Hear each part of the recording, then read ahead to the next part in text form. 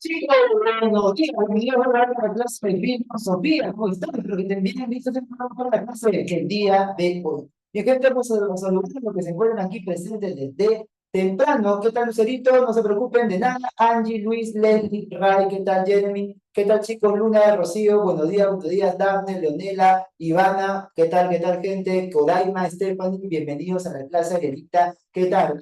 Entonces, sí me llegaron ustedes las preguntas que había desarrollado y bueno, ahora que ha reaparecido, ese compartido puede ser más general, bien, hagan caso de las recomendaciones de sus temas, que están aquí, simplemente es una manera de expandir el conocimiento y tampoco, ¿por qué no encontrando un fin práctico a esto? ¿Bien, gente? Entonces, ahora sí vamos a hablar el día de hoy al respecto del positivismo y también del marxismo. Ya vamos a hablar el día de hoy qué es lo que implica el socialismo, qué diferencia hay con el comunismo. Vamos a tocar también el cientificismo del grupo Augusto Comte, cómo se pueden ir clasificando las ciencias. Y también vamos a hablar de por qué es que muchos en el siglo XXI plantean que la revolución es el camino para lograr una sociedad más justa e igualitaria. De todo eso va a tratar la clase del día de hoy. Y vamos a ver, amigo Isaac, bien salido, de hablar sobre el positivismo. Inicialmente, ya tengo que hablar de esta corriente fundamental, extremadamente importante para comprender la forma de pensar del hombre del siglo XX.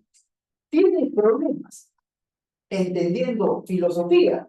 Una clave para esto es que tú te pongas a debatir con las ideas, con los conceptos que estás viendo ahí en el cuaderno o con lo que está diciendo el profe. Bien, sienta una postura, sienta una posición al respecto. Trata de hacer eso.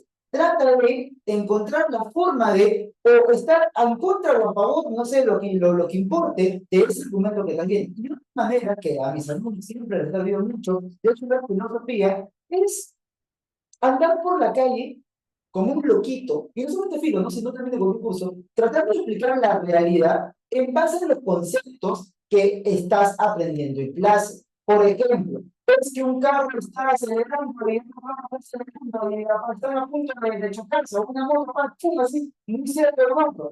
Esa fórmula que describe ese movimiento de ambos cuerpos es el MRV, ¿no? Movimiento de únicamente la luz. Y así vas poco a poco viendo qué es lo que pasa en la realidad y tratando de explicar el mundo en base a los conceptos que estás aprendiendo. Entonces, en torno a esto, vamos a ir hablando al respecto del positivismo como una doctrina filosófica y vamos a ver cuáles son sus principales características. Una de ellas, Unida, es el llamado cientificismo. ¿Ya? ¿Qué cosa implica el cientificismo? Mira, una cosa es la ciencia, chicos, y otra cosa es el cientificismo. Es como decir que una cosa es el artista y otra cosa es el fan. El cientificismo es la doctrina que afirma que la ciencia es el saber supremo, que no hay un conocimiento que esté por encima de la ciencia, que si algo es científico o proviene de la ciencia, automáticamente es verdadero y tenemos que tomarlo como tal, que la ciencia nos va a dar el conocimiento seguro sobre la realidad y que cualquier otra forma de encontrar conocimiento está por debajo de la ciencia, que la ciencia es lo más alto. ¿Bien? ¿Me dicen que se escucha mal? A ver, chicos, confirmen. Vamos a poner por aquí un poco de eco, dice. Está en off. Está bien. Manténgalo fuera. Lo mantengo fuera. Un poco con eco, dice. Ya. Entonces debe ser ya de configuración. O si puedes ponerlo ahí. A ver, ¿qué es eso? ¿Se lo queda esto? Un ganchito.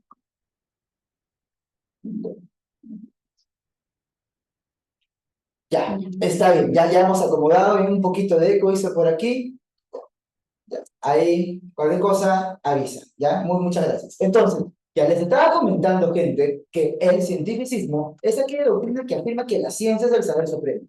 Miren, es como que, pongamos un ejemplo de esto. Tengo que explicar a través de ejemplo. Si yo le pregunto, por ejemplo, a Cristiano Ronaldo, que es bien orgulloso, si ha cometido alguna vez un error futbolístico, ¿qué crees que va a responder?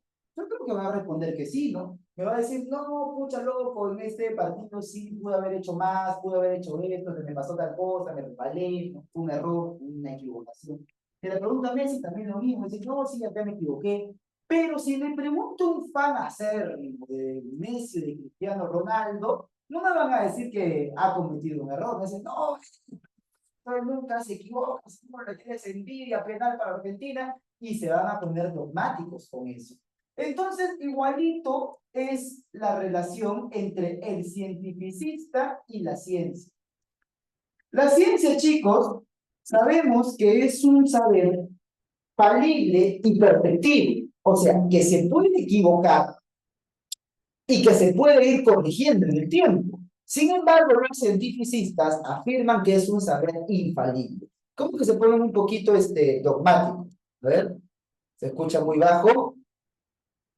Ya ahora está bien. Ahora sí se escucha bien. Excelente, muy bien. Tu tutora resuelve, habría resuelto el problema. Excelente. Entonces ya podemos seguir con lo que estábamos explicando. Y justamente le decía que los cientificistas tienen esa noción de ver al científico como una especie de figura suprema de la cual proviene ya el conocimiento absoluto. Ya eso es lo que ellos van a tener. Ahora, aparte de esta actitud cientificista, van a tener también bastante, pero bastante relación con determinado marco nociológico. ¿Cuál es el marco nociológico que ellos traen? Es el marco nociológico, o sea, la teoría del conocimiento del empirismo. ¿No es que se ponen cientificistas y la ciencia necesita de la observación del mundo físico material para desarrollarse? Entonces, son empiristas. Se conoce a través de los sentidos. Por acá. Se conoce a través de que de los sentidos. Porque el método de la ciencia necesita de la experimentación, necesita de la observación. Ahora, vamos a poner a través de los sentidos.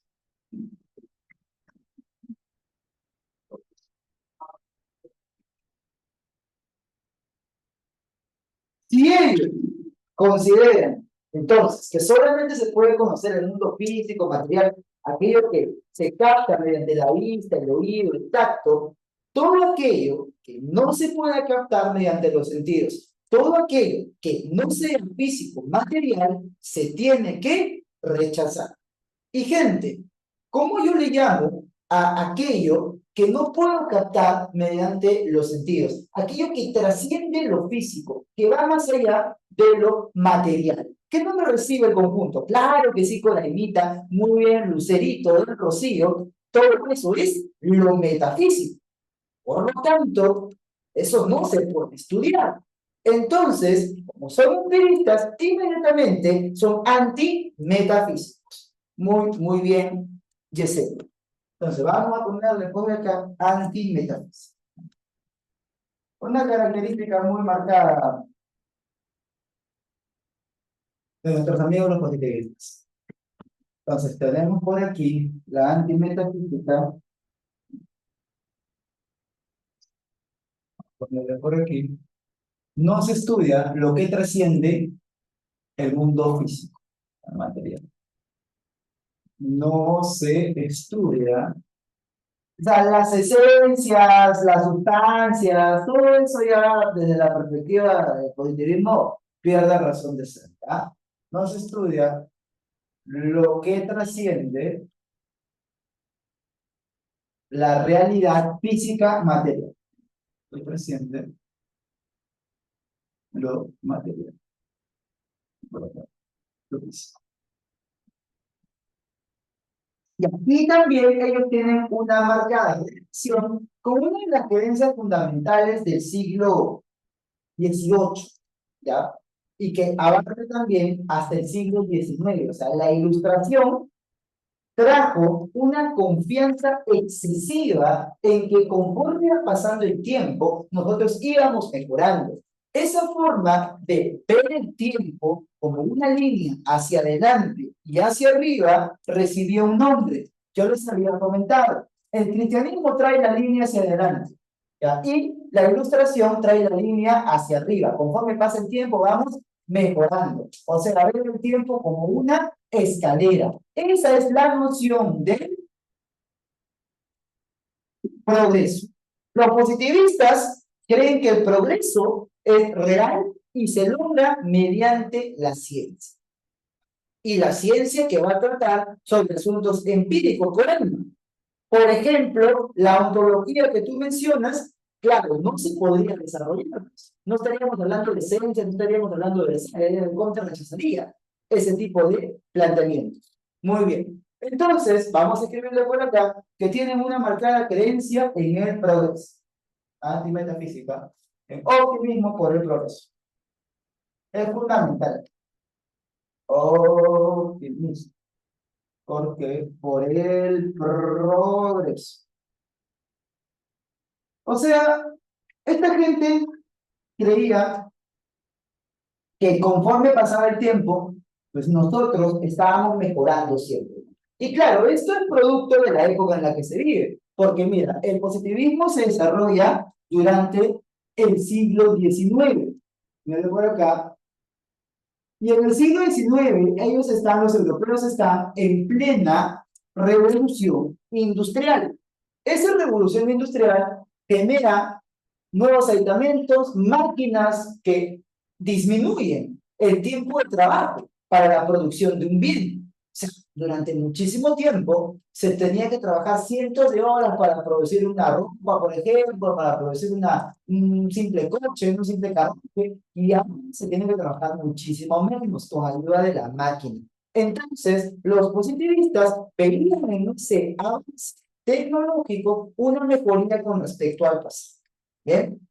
Eso es lo que hizo que ellos sean optimistas por el progreso. Y también hay múltiples representantes, por ejemplo, está Fourier, pero tenemos que hablar el día de hoy, porque eso es lo que tenga perfecto, de nuestro querido gran amigo Augusto Comte. Entonces, vamos a ponerle por aquí al representante del llamado positivismo francés. Pero Spencer también. Samuel siempre pregunta por Comte, ¿no? O sea, eso está ya directamente contenido en su programa. Vamos a ver, pues, qué es lo que él propone. Miren, en realidad el proyecto positivista, más allá de ser un proyecto cientificista, es un proyecto político. Político, sí, porque lo que intenta Comte es reformar la sociedad mediante la ciencia. A ver, Comte, ¿no? Él te diría, ¿qué haces preguntándole a un político, a un charlatán, a un encantador de serpientes, cómo organizar la sociedad? No, estás loco, estás perdiendo el tiempo. Tenemos que crear una ciencia que nos permita organizar a la sociedad. Esa ciencia va a ser la sociología, de tal forma que las directrices para obtener leyes, para tener a las personas contentas, para controlar la economía, para aumentar o disminuir la producción según sea necesario, todo eso va a estar ligado a una investigación científica. Si como hay una ciencia que nos permite controlar el movimiento de los cuerpos, que es la física, también tiene que haber una ciencia que nos permita explicar y controlar el movimiento de las masas, el movimiento de la sociedad. Por lo tanto, él busca reformar la sociedad mediante la ciencia. Y eso justamente es el papel de la sociología. Entonces tenemos por acá el amigo Augusto Comte. Vamos a ponerle por aquí, busca reformar la sociedad mediante la ciencia. ¿Qué se preguntando a los políticos? Mejor le preguntamos a científicos, dice. Busca reformar la sociedad mediante la ciencia. Y es autor de obras como Curso de Filosofía Positiva y Catecismo Positivista. Por aquí. curso de filosofía positiva y catecismo positivo. Acá tus obras y acá te vas a dar cuenta de. Vamos a poner por aquí. Filosofía positiva y catecismo positivista.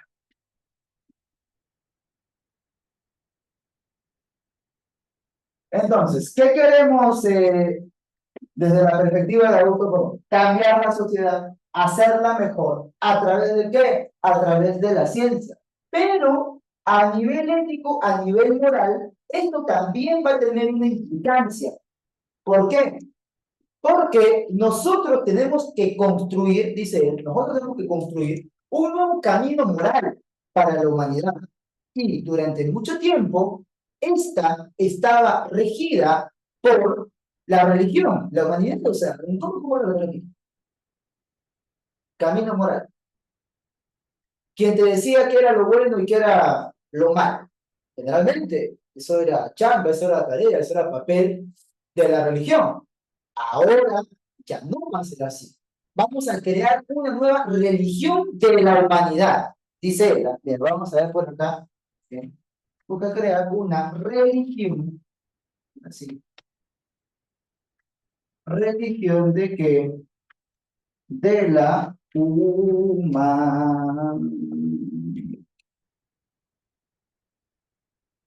Claro, ahora sí, yo sé, ¿no? Que acá te debe estar sonando una palabra que por ahí hay algo que no te cuadra seguramente, que quizás estás renegando o confundiéndote, porque tú dices, si Comte propone la ciencia como el camino, ¿qué hace hablando de religión? Si a mí me han dicho que la religión, la maldita religión, no soporta la ciencia, que mira, escucha, escucha. No hay que entender religión como sinónimo de catolicismo. ¿Ya? Ese es tu primer error. No tener bien claro los conceptos. ¿Ya? O confundirte con algunas cosas. El querer entender las palabras que ves en filosofía como la definición del diccionario, o peor aún, como lo que estás acostumbrado a entender con una palabra. Tienes que hacer tu cambio semántico, si quieres llamarle. A veces hay palabras que se utilizan de la misma forma, con el mismo sonido, pero significan otra cosa.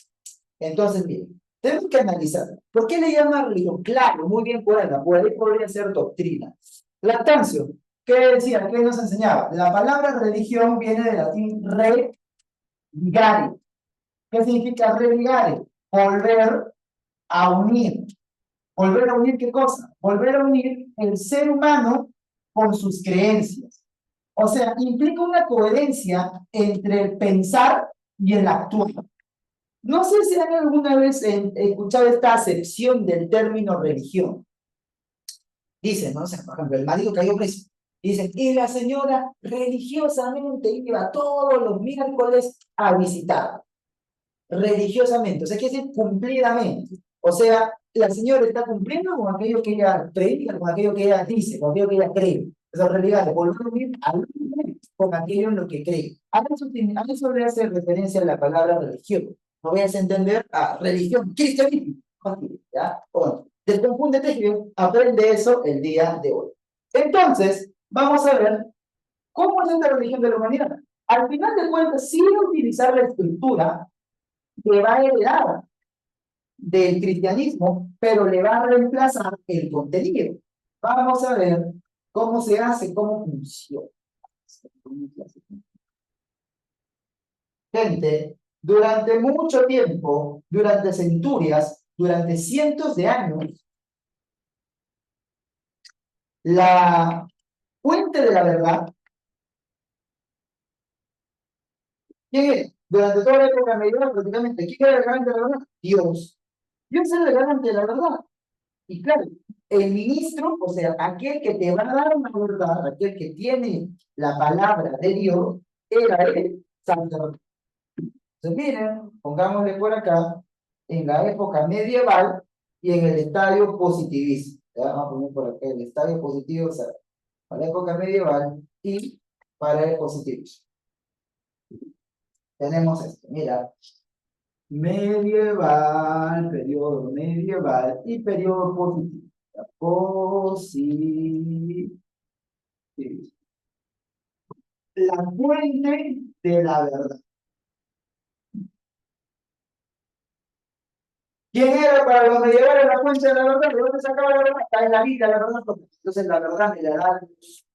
Pero para el positivismo, la verdad no me la va a dar Dios. Ahora me la va a dar la ciencia. Y aquel que administra la verdad, que el poseedor de la verdad, durante la época medieval era el cura, el sacerdote, el clérigo, el sacerdote. Y ya pues lúcete, haz tu deducción, atrévete a pensar, ten el valor de utilizar tu propia razón. Mi propuesta metodológica no solamente es que copies datos de la pizarra al cuaderno. Para copiar datos de la pizarra al cuaderno, te mando una fotocopia y pues, ya, pues, una copia, si ya está, datos puntuales, pero ya, copias y ponte datos. Lo que te propongo, mi amor, es que razones, que abras tu mente, que deduzcas. Cuando tú mismo deduces, te queda el conocimiento. Entonces, te pongo por aquí, si la fuente de la verdad en la época medieval era Dios y ahora es la ciencia, y el ministro, el que administra esa verdad en la época medieval era el sacerdote, ¿quién va a ser en la época del positivismo? A ver, razonemos.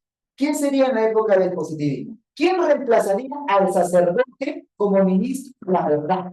¿Quién sería? Claro, pues la verdad. Muy bien, Columba. El científico, Lucerito, Sandro, Les, Yesenia, Dila. Excelente. Claro que sí. Entonces, el sacerdote sería aquí el científico.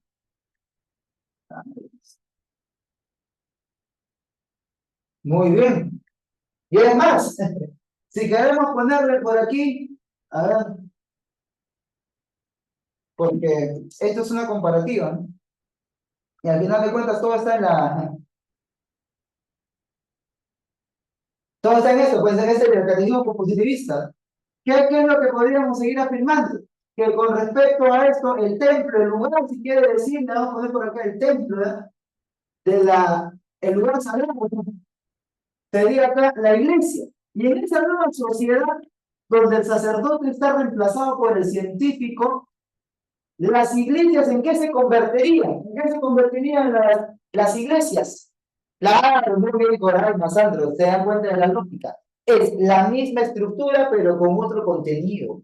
Por eso es la religión de la humanidad. Las iglesias se convertirían en laboratorio. Claro que sí. A poner por acá en laboratorio. Claro que sí. Muy bien. Entonces ya ustedes se percatan de que él intentaba tener un nuevo vínculo con algo que está por encima de nosotros, pero ya no va a ser Dios, sino la ciencia. Ha sido reemplazado Dios. Muy bien. Habiendo visto esto, vamos a hablar de la clasificación de las ciencias según nuestro querido y gran amigo Augusto. Muy bien, muy bien, muy bien. Entonces, tenemos que hablar de la clasificación de las ciencias en la ley de los tres estados. Vamos a poner por aquí.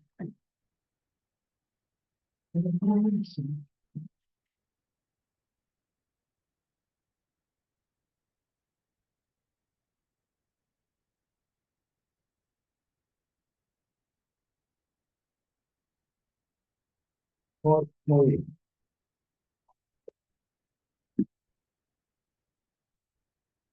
A ver, y esta clasificación de las ciencias gente va desde lo más básico, pero con lo más básico no me refiero, chicos, a lo más fácil, ¿ya? Porque vaya a ser que alguien de acá se ofenda, no va a decir, no, poco básico no me refiero a fácil, no.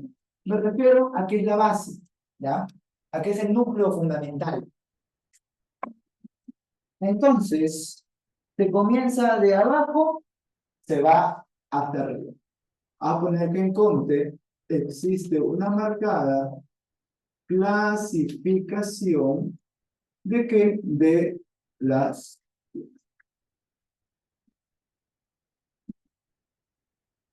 Entonces, vamos de lo más inicial, de lo fundamental, hace lo más común. Ya, bien.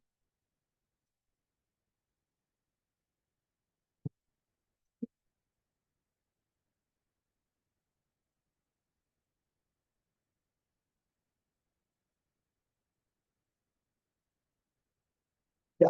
Ahora sí, entonces ponemos nuestra flexión que entra hacia arriba. Esta flecha hacia arriba implica que hay un progreso, así como en Hegel, el progreso es hacia el desarrollo de las ideas de la libertad. Aquí también vamos a encontrar un progreso que va hacia dónde, que va hacia la ciencia que vamos a proponer a uso.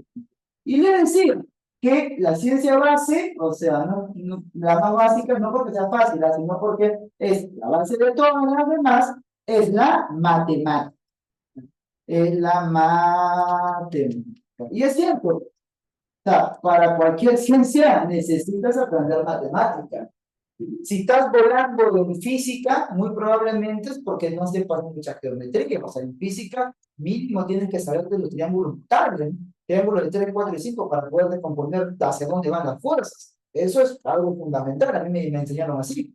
Entonces, necesitas más matemática para todo.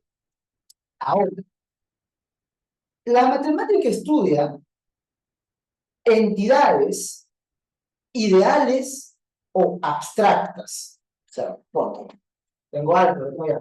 X más Y, o 3x más 2y más x. No me interesa qué es x o qué es y.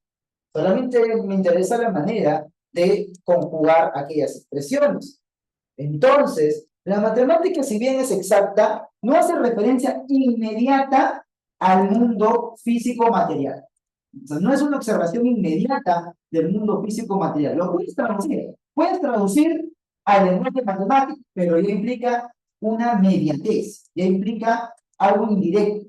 Entonces, ahí esa es la desventaja, ¿no? Que cuando traducimos de la naturaleza al lenguaje matemático, ya estamos pasando a otro tipo de estructura. Entonces, eso no conviene. Porque la matemática estudia entidades ideales y abstractas, ¿ya? Entidades, que son los números. Ideales, no abstractos. Profe, entonces, ¿cómo pasamos a la observación de la naturaleza? Fácil. La observación de la naturaleza y directamente estudiarla desde ese propio campo es lo que se logra mediante la astronomía. No astrología, astrología es tu amiga que lee la carta, que te dice que eres Virgo, por eso es así. Astronomía. ¿Bien? A ver, hagan su apuesta, ¿qué signo soy? Ya, la astronomía es la observación de los cuerpos celestes. A poner por acá. O sea, ya aquí sí vas directamente al mundo físico material de los cuerpos celestes. Cuerpos de... Ya, ahí sí entonces ya tienes una observación directa. ¿Bien? ¿Qué pasa con además también? En lo que es catolicismo, esa base sería la fe, reemplazando matemática. Podría ser, ¿no? El fundamento de todo. Sí, aunque ya sería una clasificación de los conocimientos teológicos. Ahora tendríamos que meternos ya directamente a la teología pura y dura. Sí, podría ser, pero podríamos ponerlo así como un símil, como una comparación. Sí sería bueno. Entonces, las entidades ideales abstractas ya dejan de ser estudiadas y pasan a ser estudiados los cuerpos celestes. Ahora, hay una manera en la que nosotros podemos mezclar la observación de la naturaleza, de la astronomía, con la resolución y exactitud de la matemática. Ya, ¿cómo haces eso? Gente, hay una ciencia que me permite describir matemáticamente, por ejemplo, la órbita de los planetas, que me permite describir a través de fórmulas el movimiento de los cuerpos celestes, los asteroides, a cualquier velocidad impacta un meteorito, toda esa vaina. ¿Qué ciencia sería esta? ¿Qué ciencia me permite describir matemáticamente a través de una fórmula el movimiento de los cuerpos, celestes o no celestes incluso también? ¿Qué ciencia sería esa? A veces que la logran sacar, a ver. Están acá atentos, están interesados. Acá, si renuncias, si te vas al baño, ya pues es otra cosa. A ver, gente. Ah, está Grisel, que lo dice por privado, no te preocupes, Grisel, yo te menciono y te felicito en público, Grisel Angie. Luna del Rocío, muy bien, Daphne, Leslie, efectivamente, esta es la física, pues, claro que sí, la física. Entonces, la física ya no solamente es observación de cuerpos celestes, sino ya estudia como tal el movimiento de los cuerpos, ya te da una relación matemática de estos movimientos. ¿Ah? Entonces, vamos a poner por acá movimiento de los cuerpos, pero estos cuerpos son cuerpos inertes. O sea, la física se basa en un principio que si no le aplicas una fuerza externa al cuerpo, va a mantener su estado, sea de movimiento o sea de reposo. Movimiento de los cuerpos.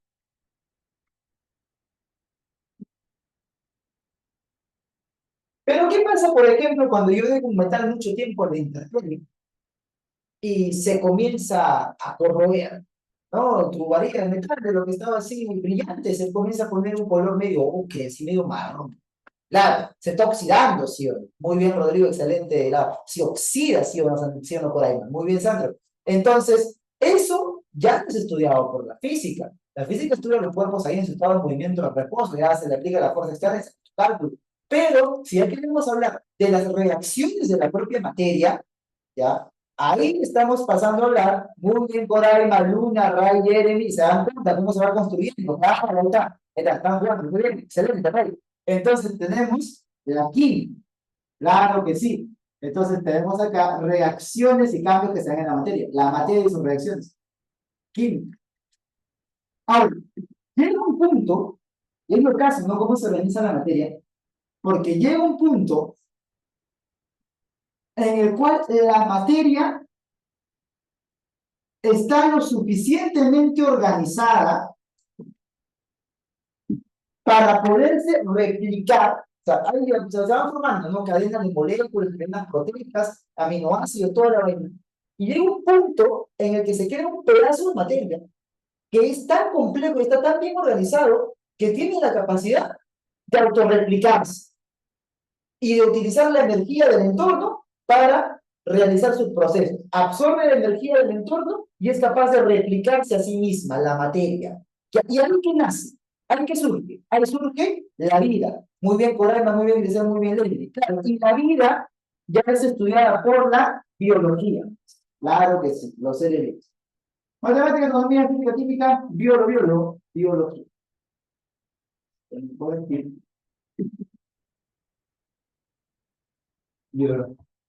Entonces tenemos ya la vida. Muy bien. Y dentro de los seres vivos, el ser más complejo va a ser el ser humano. La humanidad es la criatura viva más compleja, el hombre. Entonces, el hombre se va a organizar a través de qué? Se va a organizar a través de sociedades. Y lo que dice Comte es lo siguiente. Así como la física me permite explicar, predecir y controlar el movimiento de los cuerpos, yo necesito una ciencia que me permita explicar, predecir y sobre todo controlar, organizar el movimiento de las sociedades.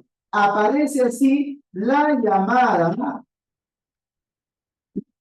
sociología, que desde la perspectiva de Comte debe ser entendida como la física social.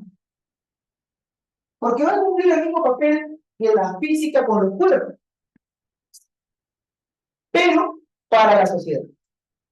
Por ejemplo, la física siendo aplicada de forma práctica para el control de los cuerpos, tienes los misiles balísticos intercontinentales, que pueden cargar bombas nucleares. Misiles que regresan y caen otros. O, por ejemplo, también los cohetes que van al espacio. O, por ejemplo, también los morteros. No sé si quieres escuchar hablar en la guerra actual de Ucrania y Rusia, se utiliza mucho lo que es artillería y morteros. La artillería, ¿qué cosa es propio? Son como unos camiones, ¿no? Una especie de tanques que tienen ahí una torreta, y esa torreta tiene un camión. Y allí ese cañón dispara pues, ¿no? una carga explosiva, que eso se calcula previamente, ¿no? Si el enemigo está por acá, el ángulo será este. Si el enemigo está por acá, el ángulo será menor, será mayor, si el que está más cerca será así, para que caiga así. Y ahí se utiliza la física de manera intensiva. Entonces, lo mismo hay que hacer, pero como la sociedad. ¿Bien? Para eso es la sociología. Bien interesante esta propuesta de nuestro amigo Augusto. Muy bien, entonces, ya que hemos visto esto, vamos a seguir escribiendo aquí para pasar a leer los tres estadios, mientras te pongo un ejemplito. Es que tienes que relacionarlo con el mundo real, mi amor, ¿ya? Filosofía, cualquier curso en realidad, relacionalo con tu realidad inmediata, o con algún ejemplo, con algo, para que se te quede grabado, porque simplemente te chapas el concepto en abstracto, se te va, pues. No lo conectas con nada. ¿Cómo le llaman a eso los psicólogos? Aprendizaje significativo. Ah, esto aprendizaje significativo. Entonces, ¿cuál es el ejemplo?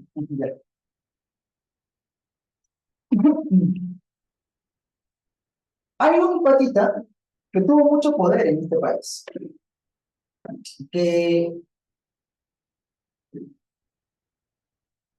fue militar y lo votaron por vender secretos a Norteamérica, ¿ya? Luego se metió a estudiar Derecho a San Marcos, es abogado sanmarquino.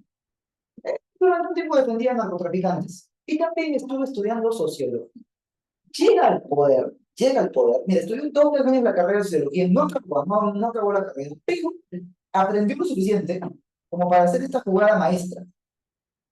Y ve, ¿qué hizo? El pata se dio cuenta que en la década de los 90, pues obviamente ¿no? La gente no tenía Facebook, no tenía internet para informarse, y la opinión popular se formaba viendo las portadas de los periódicos. No sé si alguna vez has visto un kiosco de periódicos donde están las portadas. Antes la gente se paraba en mancha ahí, se paraba en mancha así a ver las portadas, y se quedaba con esa primera impresión. Compramos un periódico, porque no había tanta plata, compramos un solo periódico, y el resto se quedaban con la información de las portadas. Entonces, ¿qué hizo él? Comenzó a financiar a las empresas de periódicos para que las portadas se ven y él ponga lo que él quisiera. Si tenía un enemigo político lo quería destruir, 4 o 5 periódicos, difamándolo, diciéndole cualquier cosa, inventándole cualquier cosa, con tal de que eso tenga un impacto en la política y la opinión popular. De esa manera, controlar a la población. ¿Claro? Y justamente de quién estamos hablando, de Vladimiro Montesinos. Efectivamente, una jugada maestra de la sociología aplicada al Perú, porque eso es informar en los periódicos en contra de lo que ocurre en Perú, no lo que ocurre en otros lugares. Entonces, él supo aplicar por eso. A ver, esto acá ya digo, oye, ¿cómo se llama la opinión popular? A ver, lo hacen de esta manera, vamos a manipularlo. Le escribió, y le escribió bien. Puedes decir lo que quieras de ella, pero di lo que quieras a nivel moral, pero a nivel de aplicación, de control de la sociedad, exquisito. Claro. Es más que ver lo que va. Ahora, justamente tú te das cuenta de que el conocimiento está siendo utilizado no de manera teórica, sino de forma netamente práctica. Conocimiento es poder. Dice por acá, ¿no? Con plata cualquiera dice. Bueno, él partió de cero, él no era un hombre del rico cuando inició. Ahora, vamos a ver que el conocimiento es poder. Justamente al uno al que iba a hacer referencia, Sandro, ahí está, me has metido el pase. Muy bien, voy a aprovechar tu pase. Vamos a poner por aquí la influencia de Francis Bacon. Claro que sí. Influencia de Bacon. ¿Por qué? ¿Qué era lo que nos decía nuestro amigo Francis Bacon? Saber es poder. Justamente el conocimiento tiene que dejar de tener un fin teórico y tiene que comenzar a tener un fin práctico. Ser aprovechado por la humanidad para su propio beneficio. Entonces, tenemos por aquí la frase de Bacon, que saber es poder. Entonces, vamos a ponerle por aquí, y por aquí, ¿no? el conocimiento deja de ser teórico y pasa a ser práctico, ¿ya? En beneficio de la humanidad, para transformar la naturaleza. Vamos a poner por acá, el conocimiento ya no es teórico, sino ahora es práctico. Teórico, vamos acá, ahora, ¿cómo es? ¿Con qué objetivo? Controlar la naturaleza, transformar la naturaleza en beneficio del hombre. ¿Y de qué manera? Ah, pues ahí puedes crear las máquinas, por ejemplo. Puedes tener nuevos aditamentos tecnológicos, en fin, todo lo que sirva para nosotros. Práctico. Bueno, transformar, esta es la frase saber es poder. Transformar la naturaleza. Y esto te das cuenta porque tiene muchísimo que ver con la revolución industrial. La expansión de las ciudades y la utilización de materia prima para crear bienes. Quizás dice tocino, bueno, sí, a eso suena el apellido de Bacon. Entonces, ya tenemos la influencia de este pensador y vamos a ver cuál es la frase bandera que resume el pensamiento de nuestro Diego Augusto Comte. Vamos a ver una nubecita sobre un nivel y damos cuenta que todo lo anterior por acá está dentro de su Augusto Comte, orden y progreso. Amor, orden y progreso. Aquí. Amor, orden y progreso. Por acá. Orden y progreso. Esta es la frase que propuso. Que está en la bandera de Brasil. Dicho sea de paso. Ahora, él no era solo. Él tenía bien claro que si tú desarrollabas la tecnología, porque al final esto acá es una sustentación de por qué tenemos que desarrollar ciencia y tecnología. ¿Por qué algunos modelos tecnológicos sustentan Bacon desde la etapa del Renacimiento y en Comte en la etapa del siglo XIX, que es lo que estamos aquí?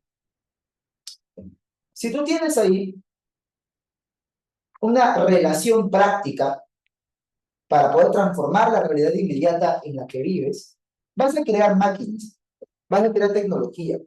Y esa tecnología se puede utilizar tanto a favor del hombre como en contra del hombre. O sea, gente, la tecnología no es ni buena ni mala.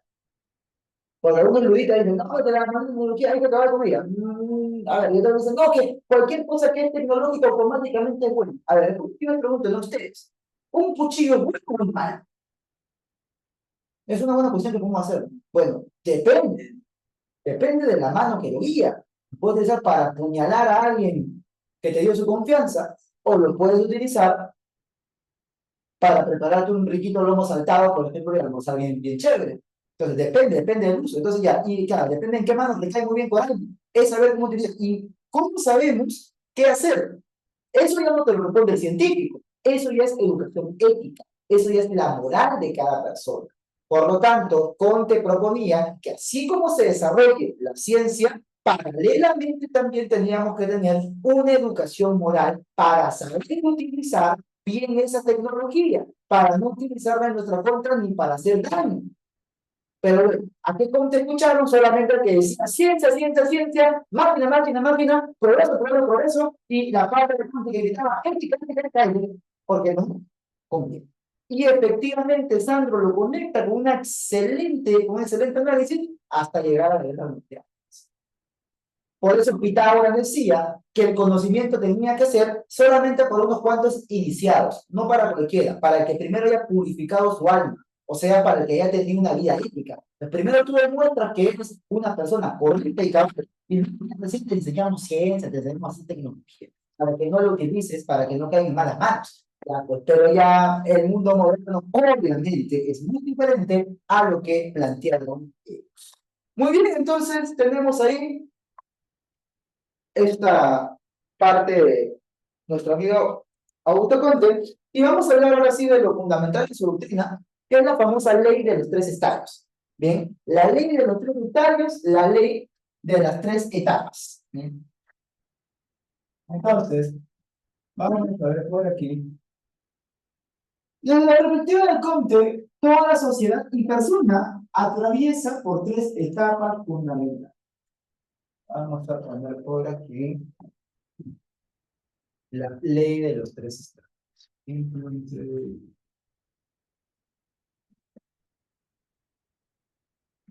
ley de los tres.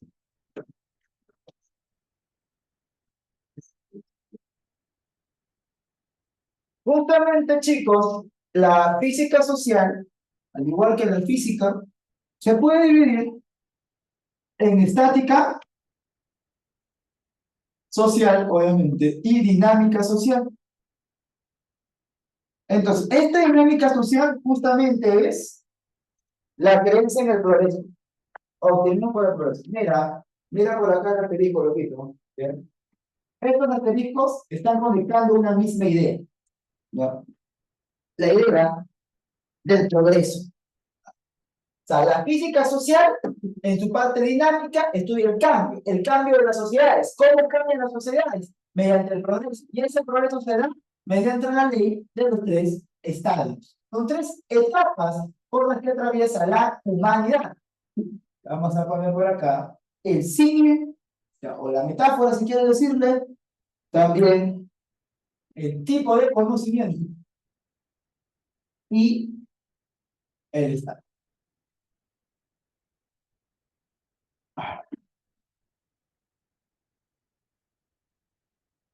Chicos, igual ustedes saben que una de las ventajas de las clases que tenemos es que si tienes una preguntita, la puedes dejar en el chat y el profe, cuando considere pertinente, te la responde. En cambio, en presencial no es así, ¿no? En presencial, el alumno no va a hablar y se va a quedar flotando ahí una nubecita sobre su cabeza, ¿no? Eso no pasa, no ocurre. En cambio, aquí, tú dejas tu preguntita, el profe la lee y ves si la conecta con el concepto, ¿no? Ahí, no, y no interrumpe la clase, ¿no? Entonces, tienes esa ventaja. Por eso ustedes son los que más preguntas deberían tener. Ahora, vamos a ver de los tres estadios, la etapa, el tipo de conocimiento y el símil, ¿no? El símil sería la metáfora con que la podemos comparar. A ver, esta entonces viene desde abajito, recuerda, papi, aquí también saca tu flechona. Como que trae progreso para los positivistas, los hegelianos y los marxistas, la noción de progreso es fundamental. Le pones tu flechón hacia arriba y tienen por aquí, por aquí, por aquí la primera fase, ¿ya? El llamado estadio, etapa teológico o ficticio, ¿ya? Etapa, estadio, ponen por acá, teológico o uno puede también ya tomar la leche de abajo, poner acá ficticio, donde el conocimiento es mítico religioso. O sea, tú apelas a fuerzas divinos misteriosas para explicar la realidad. Religioso. Esta parte es la infancia de la humanidad. Ojo, Comte no dice que hay que desaparecer siempre el estadio teológico ficticio, ¿no? O sea, dice que es necesario. Es como la infancia de la humanidad. Es un periodo inicial por el cual todos tenemos que pasar, pero no nos vamos a quedar ahí. Luego de la etapa de la infancia que viene, aparece la pubertad, aparece la adolescencia. Que hablando de eso, ¿no? Justo la película Intensamente 2 se trata de que la chica ya llegó a la etapa de la pubertad, la etapa de la adolescencia, donde se pone a renegar con su mamá, no la entienden, se preocupa mucho por su estatus social, etcétera, etcétera. Ya. Ahora, ¿qué viene? ¿Cuál es la adolescencia de la humanidad? Es el estadio metafísico, ¿verdad? Es la etapa metafísica. Metafísico. Donde el conocimiento es la filosofía. Justamente Comte dice que el estadio metafísico disuelve el estadio anterior. pero solamente es transitorio. ¿Transitorio hacia dónde? Hacia la madurez plena del razonamiento humano. ¿Cuál es la madurez plena? Es la etapa o estadio positivo. Bien, vamos a poner por aquí el estadio positivo, donde el conocimiento ya no es filosófico ni mítico religioso, sino es conocimiento de tipo científico. Aquí está la ciencia, que es el régimen definitivo de la razón humana. Eso dice Comte. La ciencia es el régimen definitivo de la razón humana. Es lo más alto a lo que vamos a llegar. Y cuando organicemos la sociedad mediante la ciencia, entonces tendremos un nuevo paraíso sobre la tierra. Dividimos en paz y en armonía. Claro, siempre y cuando cuiden la ética. Me preguntan por acá por interno, ¿podría repetir la influencia de Bacon, por favor? Claro que sí. ¿Qué es lo que decía Bacon? Que el conocimiento no tiene que tener un fin teórico, sino que tiene que tener un fin práctico para transformar la naturaleza. ¿Qué significa eso? Si tú aprendes algo, no solamente lo aprendes para tripear, ¿no? Para estar allá, qué locazo, qué es esto, ¿no? Ya, no, qué interesante. No solamente para eso. Encuéntrale la aplicación práctica. ¿Qué problemas puedo resolver yo con este conocimiento? Hay que utilizarlo, ¿ah? Para beneficio de la humanidad. Por eso Bacon decía, saber es poder. Bien, a eso hace referencia. Y Comte, obviamente, toma esa influencia y la desarrolla. Dice, no, si Bacon tiene razón, saber es poder. Muy bien. Entonces, ahí están las tres etapitas. Muy bien, chicos. Otra duda, preguntita, comentario. Si no, tómenle fotito a eso. ¿Qué tenemos que pasar a hablar al respecto del marxismo? Tómale tu fotito.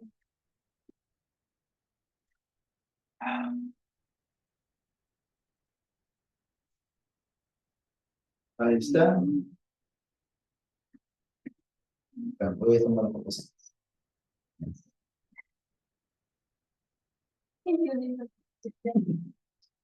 Bien, gente. Entonces, seguimos. No tengo influencia de hoy con...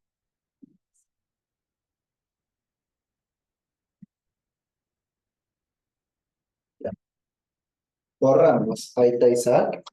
Vamos a hablar de esto. Y hay que intentarlo. Es a favor, en contra, hay que intentarlo. Bueno, chao.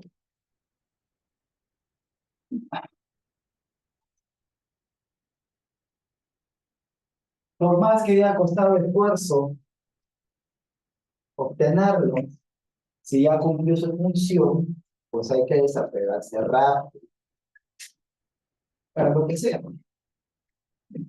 ¿Vale?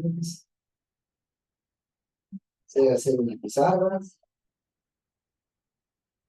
una herramienta, que ya acabó, un polo que ya envejeció, o un vínculo afectivo que ya terminó. Muy bien, chicos.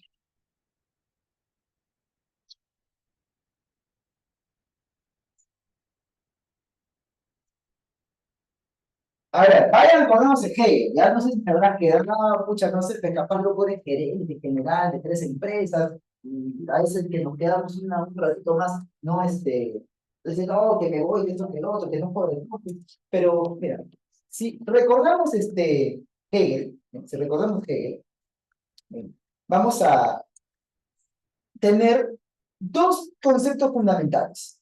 Uno, el desarrollo de la historia es el desarrollo hacia una finalidad, ¿ya? Justamente, claro, el desarrollo de la historia es el desarrollo hacia una finalidad. La historia es teleológica, ¿ya? La historia avanza hacia un fin. El fin de la historia, la finalidad de la historia para Hegel es lograr la libertad y la autoconciencia de la idea absoluta. Dos, la autoconciencia de la idea absoluta y la paulatina liberación del hombre a través de su razón, de su racionalidad. Y claro, justamente como dice por acá en el chat, la triada, la dialéctica, que el mundo está en constante transformación, que el mundo es un conjunto de procesos. Eso sí es fundamental que ustedes aprendan, ¿no? Que ustedes recuerden. Para Hegel, todo está en cambio, todo está en transformación de forma dialéctica. Entonces, en la época en la que vive Marx, si tú hacías algo de filosofía, obviamente tenías que estar a favor o en contra de Hegel. O sea, era así. Entonces, Marx se considera a sí mismo como un hegeliano de izquierda. ¿Cómo así? O sea, alguien que toma ciertas referencias de Hegel, pero las revisa, ¿ya? Las revisa. Es como que dice que, ya mira, lo que debemos hacer es tener una posición crítica con la postura de Hegel. En la dialéctica, sí, claro, o sea, claro, se copia, o sea, se influencia, ¿no? Porque al final no hay nada nuevo por eso, o sea, termina pues tomando la referencia a la doctrina hegeliana. Bien, ahora sí, y también todo está progresando. Muy bien, Jacob, eso es fundamental. Tanto en Hegel como en Comte, como en Marx, tenemos la noción de progreso. ¿Dónde termina? ¿Quién critica la noción de progreso? ¿Quién se burla de la noción de progreso? Nietzsche. Pero Nietzsche lo vemos en la próxima clase. Hoy hablamos de Friedrich Marx. Muy bien, muy bien.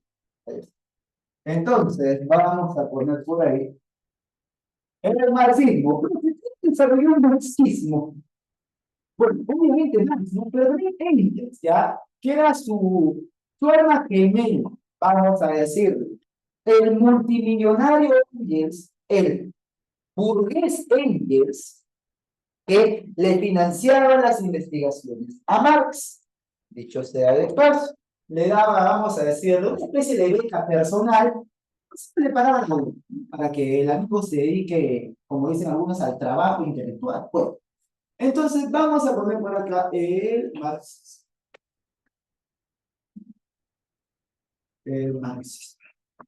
El marxismo clásico, chicos, es una filosofía, una doctrina filosófica que propone la transformación de la sociedad mediante la violencia revolucionaria. Esto es fundamental. No mediante la educación, que doy mi clasecita y te convenzo de que seas más. No, no, no, no. Es mediante la violencia revolucionaria. El poder que nace del fusil. Así directamente. ¿Bien? El poder que nace del fusil. Y eso es lo que ellos plantean. Entonces, vamos a ver, desarrollada por Marx y por ellos, doctrina filosófica que pretende transformar la realidad mediante la violencia revolucionaria. Entonces, vamos a ver aquí. Una filosofía, también de qué época del siglo XIX. Claro, ¿cuál es el contexto en el que está viviendo esta gente? Vamos a ver que se están dando los primeros pasos de la revolución industrial. Y como son los primeros pasos de la revolución industrial, entonces tenemos pues una relación con el obrero sumamente delirante. O sea, profe, los obreros viven en condiciones prácticamente pues de hambre. Y eso es algo que a Marx le generaba impacto, asombro, y por eso también desarrolló su filosofía.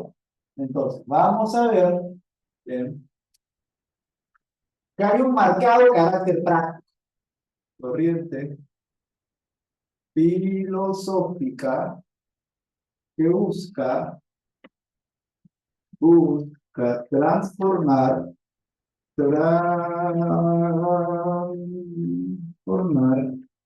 la realidad mediante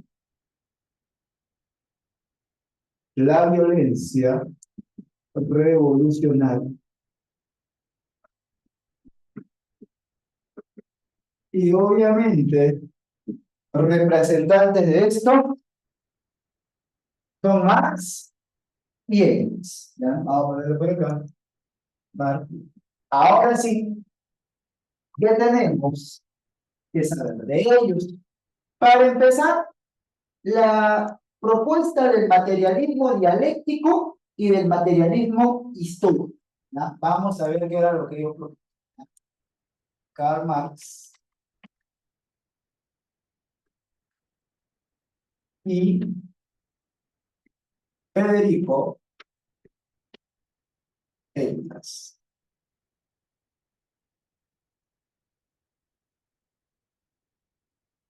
Muy bien.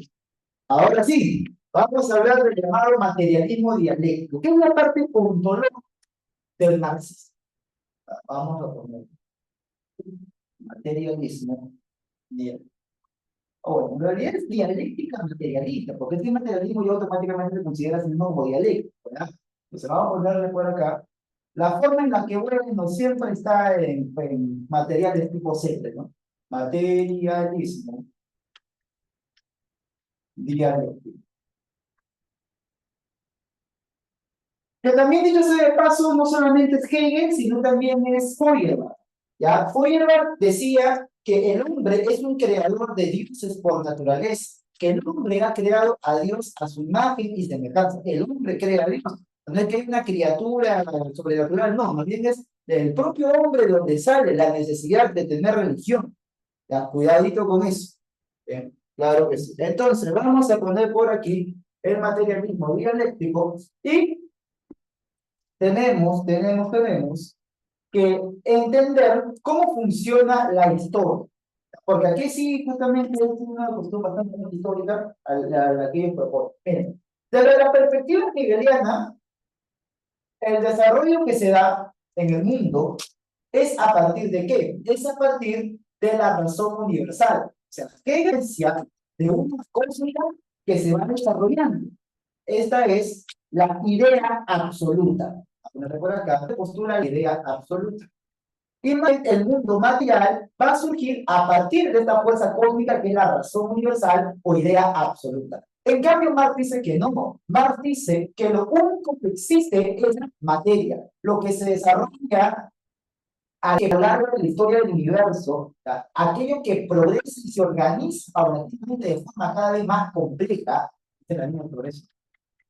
No es la idea absoluta, sino la materia. Por eso es que Marx acepta de Hegel la dialéctica, o sea, que el mundo es un conjunto de procesos. Vamos a poner por acá un progreso, poner por acá la historia está en constante transformación, constante cambio.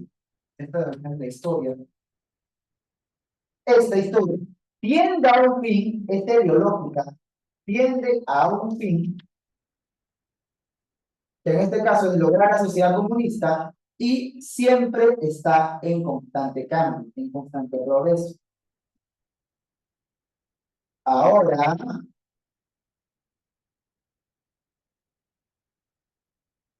por eso se suele afirmar que Marx decía que Hegel vio bien el mundo, pero lo veía al revés. Porque desde la perspectiva de Hegel, aquello que se va transformando, que va cambiando, sería la idea absoluta, que genera la materia. Pero más bien desde la perspectiva de Marx, no. Para Marx, la materia es la que termina generando a la idea, a la conciencia. ¿A través de qué? A través del cerebro humano. Eso es fundamental que ustedes recuerden. Entonces, ahí lo van a tener. La historia siempre tiende hacia una finalidad. Esta es la diferencia, ¿no? Por eso que los marxistas dividen la filosofía en dos. Dividen la filosofía en materialismo e idealismo. Hay gente que dice que el problema fundamental de la filosofía es la división entre materialismo e idealismo. Claro, que eso para el marxismo. Ya, o sea, no es que sea la verdad absoluta, porque o sea, también, por ejemplo, para Nietzsche podría ser entre trágico y antitrágico. Entonces, si yo vengo y te digo que la filosofía, por ejemplo, ¿no? No sé, o las personas, por ejemplo, para decirlo como otro ejemplo, se dividen entre los que son cremas y los que son nes, pues obviamente porque quiero que te vuelvas de la mano. O porque, o si te digo al revés, no, los que se dividen entre los que son blanquiazules y los que son gallinas, es porque quiero que te vuelvas de la línea. O sea, si yo divido así a la gente, pues también podría decir que la gente se divide entre los que son, por ejemplo, no sé, fans de Harry Potter y los que son magos. O sea, esta división que se traza es una división desde el marxismo y para el marxismo. Bien, es una división. Ahora, ¿Por qué piensan que los comunistas son marxistas? Es que, claro, una de las doctrinas principales que desarrolla el marxismo es su filosofía política. Y su filosofía política y económica es de tipo comunista. Si bien los marxistas son comunistas, no todos los comunistas necesariamente van a ser marxistas. Existieron otro tipo de socialismos, como por ejemplo los llamados, entre comillas, socialismo utópico de Fourier o de Saint-Simon también, por ejemplo. Pero ya, ahí hay una relación simplemente de inclusión y de identidad. Es básicamente porque se equivocan en su teoría de conjunto, ¿no? Al no percatarse que hay cosas que se incluyen, pero que no son necesarias. Bien, ahora, mayoritariamente, claro, se va a identificar una cosa con la otra, ¿no? Ya, entonces, eso es lo que tienen que saber. Esa distinción entre idealismo y materialismo es una distinción marxista. Pero yo estoy de acuerdo, está bien, que es marxista. Bueno, pues entonces, que si no, bueno, si no, normal, no hay ningún problema. No es que sea así para todos, no es que sea la verdad. Nada que, ten cuidado con eso, ten cuidado con el adoctrinamiento. Por más que estés de acuerdo, ten cuidado con eso. Puede frenar tu avance, tu comprensión del curso, y esto está mal. Ahora, aparte del materialismo dialéctico, tenemos el llamado materialismo histórico.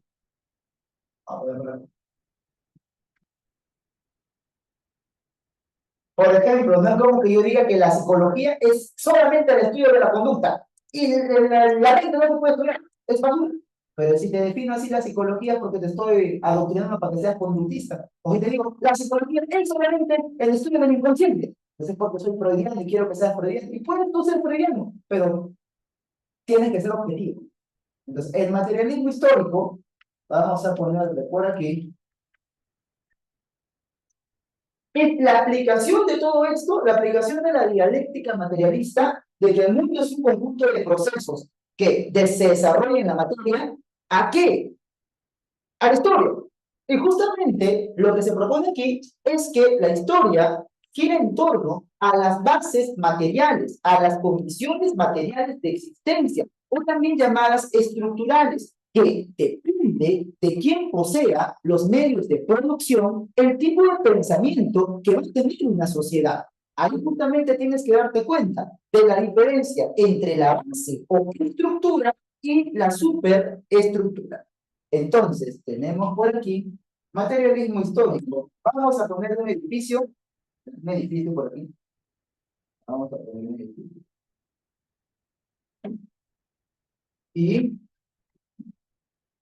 vamos a ver cuál es la base del edificio y cuál es el edificio.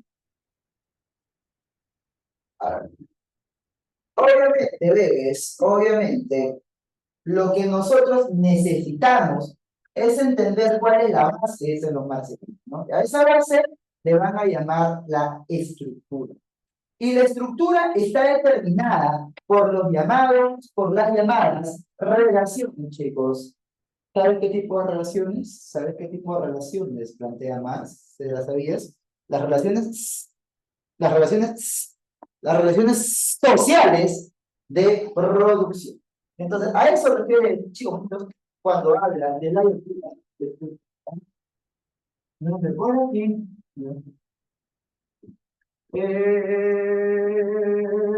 Estructura, o sea, las relaciones sociales de producción. ¿Pero qué es eso? Ya mira, es la forma en la que la gente se organiza para producir bienes y servicios con la finalidad de satisfacer necesidades. Mi amor, ve, chiquito bonito, hermoso, guapo. ¿Qué ciencia estudia la producción de bienes y servicios con el objetivo de obtener la satisfacción de las necesidades? ¿Qué ciencia me estudia la satisfacción de las necesidades y cómo producimos bienes y servicios para lograr? A ver, claro que sí, muy bien, claro que sí. La economía. Excelente, Rodrigo, Yesenia, Sandro, Lunita. Entonces, para los marxistas, todo gira en torno a la economía. Claro. Entonces, ahí vamos a tener, ya, ahí justamente hay un detalle con lo que me mencionaba hace rato de la diferencia entre el animal y el hombre, ¿no? Ya ahí, claro, efectivamente ellos afirman lo que estaba mencionando aquel compañero. Entonces, para los marxistas, la base de todo análisis es sí o sí económico. Sí o sí tienes que centrarte en la economía. De la economía hay un marcado economicismo en el pensamiento marxista. Y no solamente en el marxismo, sino también en el capitalismo comparten eso, no un economicismo. Vamos a poner por acá la economía. Y justamente es la economía la que determina el ser social del hombre. O sea, cómo nos organizamos para satisfacer nuestras necesidades. Eso es fundamental que aprendas. Ahora, por encima de la estructura, que es la base, esto es un edificio, dibújalo tú ahí con sus ventanas, ¿no? Ya tú tienes arte, ¿no? Ya, yo carezco de tiempo. Entonces, vamos a ponerle aquí, por encima de esto, se construye la superestructura. Vamos a ponerlo. Por encima de la estructura se construye la llamada, la famosa superestructura. Vamos a poner superestructura. Ya, ¿y qué implica esto? ¿Qué significa esto de aquí? Esto ya es lo político y cultural, ¿ya? Aquí ya no tenemos tanto las relaciones sociales de producción, sino tenemos la consecuencia, y ahí viene por ahí, la consecuencia de estas relaciones sociales de producción, que son, como te digo, la política y la cultura. Lo político-cultural. La estructura es naturaleza político-cultural. Ya no económico, político, perdón, cultural. Y claro, si la estructura la identificamos con el ser social, la superestructura la vamos a identificar con la conciencia. Entonces, desde la perspectiva marxista, es el ser social lo que determina a la conciencia. O sea, si tú piensas de una manera o de otra, ¿a qué se debe? Se debe a que perteneces a un determinado modelo de producción. Y este modo de producción genera relaciones político-culturales, determinando, por ejemplo, así, el Estado de Derecho. Por ejemplo, las leyes, ¿no?, que tiene un pueblo desde la perspectiva comunista, del marxismo, que al final lo que intenta lograr es el comunismo, va a determinar eso. Va a determinar eso. La superestructura político-cultural, que vamos a ponerle por acá, tenemos a las leyes, ¿bien?, o el derecho también. Por ejemplo, en estética, el arte, bien, la cultura en general, y hay un análisis bien interesante, que es la religión. ¿Ya? La religión de la cual nuestro amigo Marx dice que es el opio del pueblo. ¿Ya? Lo voy a dejar reservado, porque para explicarte por qué es el opio del pueblo, necesito un concepto más que lo voy a poner más adelante. Lo vamos a copiar, pero, vamos a explicarlo. La religión es el opio del... Y no tiene tanto que ver, vamos a ver a qué se debe esta frase. El opio de... Claro, justamente me decía tu compañera entonces, que es el ser social. A ver, ¿se congeló? ¿Estoy hablando con quién? ¿13 y 10? Sí, estamos aquí. Hola, ¿ya regresó? Yo lo veo normal, ya está. Creo que su interés... Ah, por unos momentos se fue. Ah, ok. Debe haber sido el internet. Segundo, dice, no se cortó. Por momentos se corta. Que está depresivo el internet. Ya, entonces, les decía, gracias, Lizzy, gracias chicos por avisar, bien, gracias chicos. Bien. Les decía que esto de que la religión es el opio del pueblo lo vamos a explicar en un toque que hablemos del concepto de lucha de clases, ¿ya? Un ratito, y que como decía tu compañera, es el ser social lo que determina la conciencia. Entonces, para cambiar las leyes, el arte, la religión, no tenemos que atacar acá arriba. Si queremos derrumbar este edificio, tenemos que atacar las bases. Entonces, el cambio tiene que ser de naturaleza estructural, tiene que ser de naturaleza económica, cambiar el modo de producción. Justamente vamos a ver que no hay que atacar directamente a la religión. Es una pérdida de tiempo. Hay que atacar lo que genera la necesidad de la religión. Por eso es que vamos a editar el concepto de lucha de clases para poderlo terminar de explicar. Entonces, Natalia, vamos a ver por aquí, de hablar al respecto de este conceptito de la lucha de clases, que para ellos es el verdadero motor de la historia, el enfrentamiento entre oprimidos y opresores. Vamos a tener por aquí concepto de la lucha de clases. Lucha de clases. Vamos a ver aquí. Es el enfrentamiento así directamente, ¿verdad?, entre los oprimidos y los opresores. El opresor. Entonces, desde la perspectiva de los marxistas, esto es lo que ha alimentado a la historia. El cambio y el desarrollo se ha dado debido a que las clases oprimidas poco a poco se han ido liberando. Antes existía uno solo que mandaba, que era el sátrapa o el rey en algunos casos, por ejemplo el faraón de Egipto, y el resto pues simplemente obedecía. Luego poco a poco se fueron conquistando algunos derechos y ya hasta tener la sociedad que tenemos y que va a seguir transformando, ¿va? Luego un rato falta lucha de clases, verdadero motor de la historia.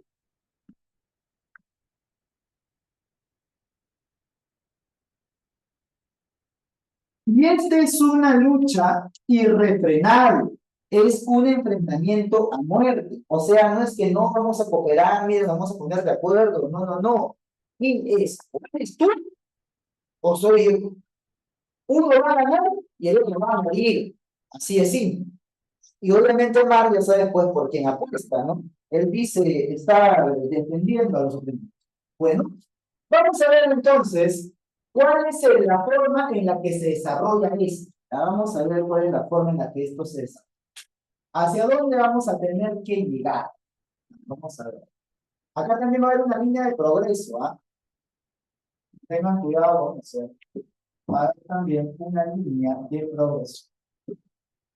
Entonces, vamos a ponerle así. Para empezar,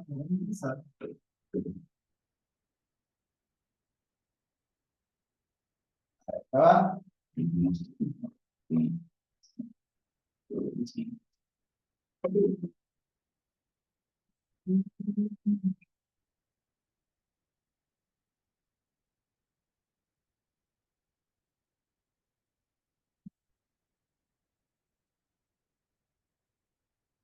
A ver, ya que tenemos la cantidad suficiente de espacio, vamos a empezar, como en el otro lado también, desde abajo hacia arriba, para ir construyendo el desarrollo de la historia. ¿Y cómo es que la lucha de clases ha alimentado todo esto?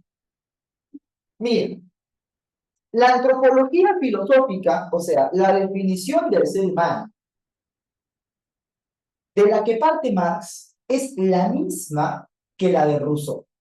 Marx es un asiduo lector de Juan Jacobo Rousseau. ¿Qué decía él? ¿Qué decía Rousseau? Que el hombre es bueno por naturaleza y es la sociedad quien lo corrompe. Entonces, desde la perspectiva marxista, la humanidad es inicialmente una especie que no tiene dominación de un hombre por otro hombre. Vive en un estado idílico de conexión con la naturaleza.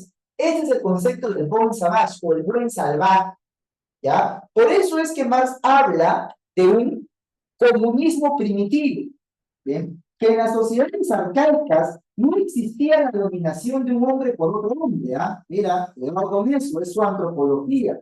Comunismo primitivo. Pero aparece el origen de todos los males en la tierra. ¿Cuál es el origen de todos los males en la tierra, chicos bonitos? Aquella posibilidad de una persona de adueñarse del fruto del esfuerzo. O sea, profe, aparece la acumulación originaria de capital, fruto del concepto de propiedad privada. Ahí está.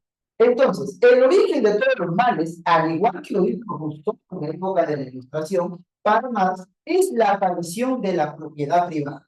Es como decir el pecado original de la humanidad. Caíste a la tierra.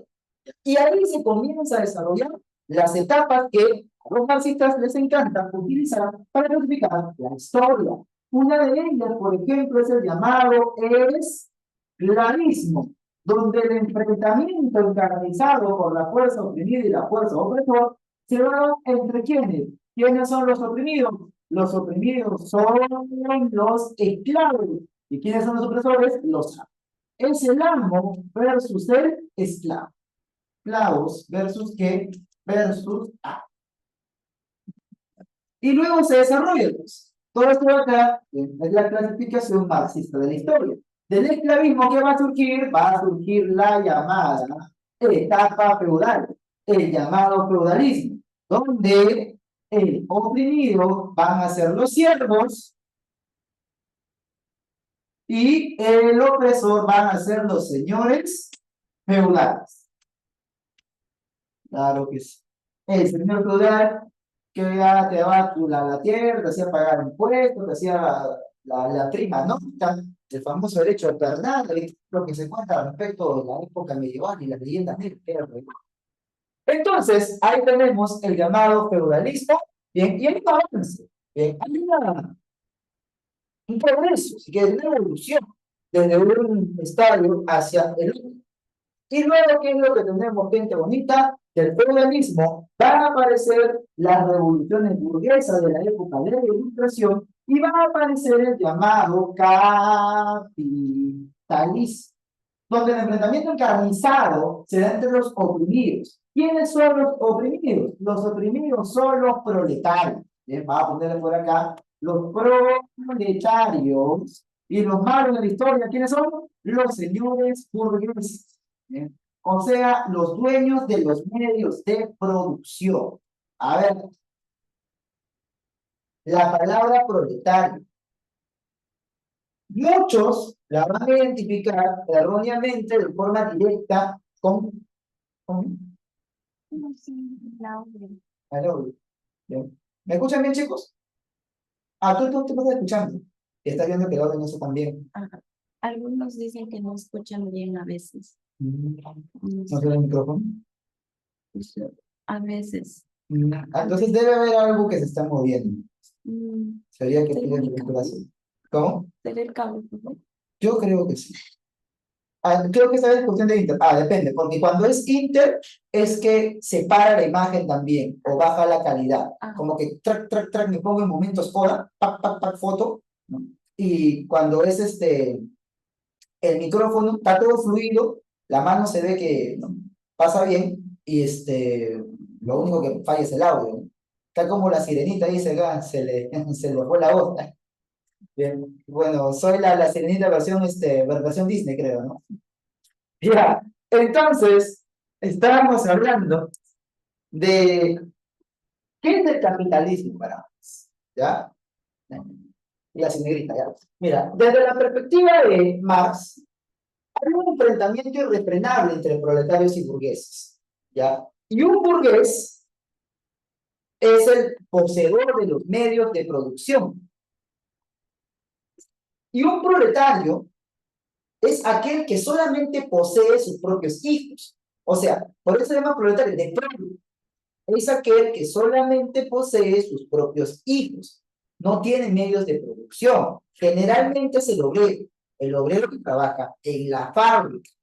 ¿Ah? Es lo único que posee el obrero, nada más. Entonces, y su fuerza de trabajo. Entonces, el capitalismo es la parte donde se enfrenta proletarios versus burgueses. Ahora, ustedes saben que los marxistas son sumamente críticos con el capitalismo.